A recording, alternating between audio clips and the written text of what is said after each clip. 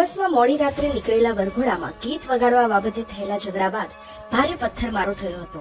આ ઘટનામાં કેટલીક મહિલાઓ સહિત યુવકો ઇજાગ્રસ્ત થયા હતા.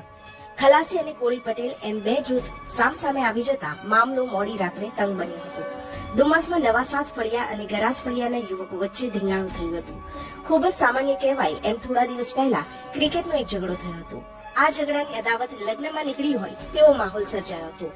શનિવારે મોડી રાત્રે એક વરઘોડો નીકળ્યો હતો. આ વરઘોડા દરમિયાન ગીત વગાડવા બાબતે ફરીથી મામલો ઉગ્ર બની ગયો હતો. સામસામે પથ્થરમારો અને હાથમાં આવે તે લાકડા કે સામાન એકબીજા પર છૂટા ફેંક્યા હતા. આ ઘટનામાં બંને પક્ષોના લોકોને માથામાં, પગમાં અને હાથમાં ઈજા પહોંચતા સિવિલ ખસેડાયા હતા. પોલીસના વાહન પર પણ પથ્થરો પડ્યા હતા અને 100 જેટલા જવાનોને મામલો થાળે પાડવા માટે તૈનાત કરવા પડ્યા હતા.